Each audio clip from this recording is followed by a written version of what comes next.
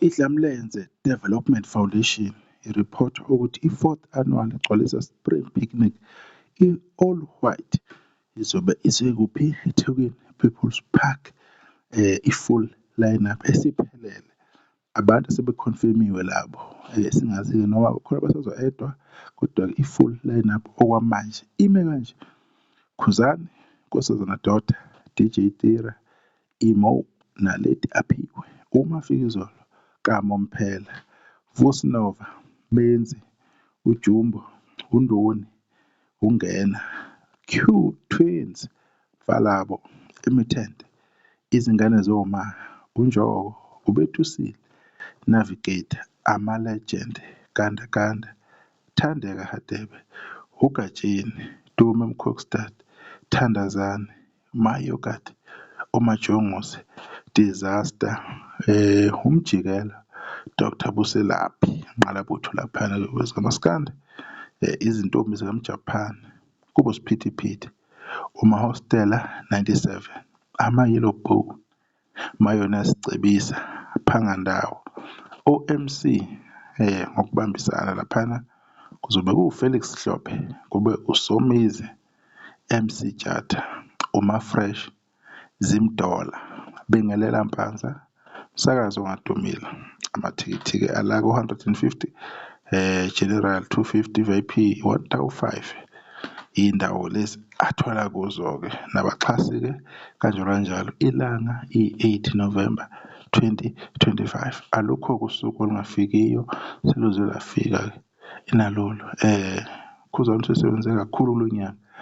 Ngaphezu kwalo mcimbi lo kusazophuma i-album, phinde kube nodwende le eMandaba ngazo i-15 kaDisemba. Insizwa ebhizi kakhulu, isebhizi ngama-activation njengakongoye, maybe kusazoyona kuMangosuthu for le event igcwalisa Spring Picnic.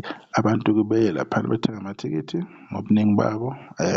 Kunama-deal akhona-ke uma nithenga amathikithi, ukuthi nithenga maybe ayi-20 aka-200 rand, niwathola maybe umuntu egcina ethola 150, i-discount-ke leyo umuntu egcina esethola ithikithi le-150 if nizowathenga ewu-20, kodwa uma uzothenga uyi-1 nibancane then-ke lowo delay aniyitholi.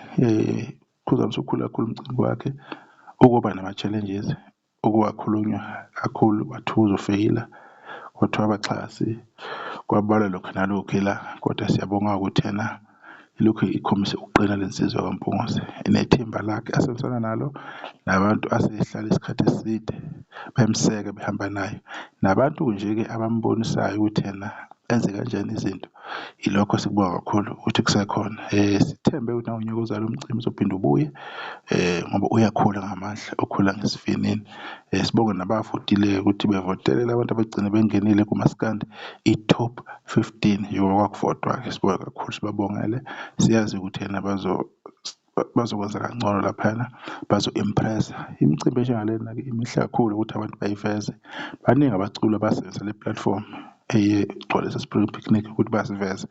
Bayaziwa kumanje, badumile, bahlelisha umhlaba wonke, bashaya amamiliyoni obuthaphuthaphu iy'ngoma zabo ku-YouTube nanoma yikuphi lapho abahamba khona sebeyaziwa through imicimbi efana nale. So sikubonga kakhulu lo mcimbi usuze wafika la, uphusha kunzima. Bekuyilokho akufuna ukubuya njengamanje. Abantu besale kahle, ayidibana kuyo-ke ini Gcwalisa Spring Picnic, yikho kumnandi kudelile.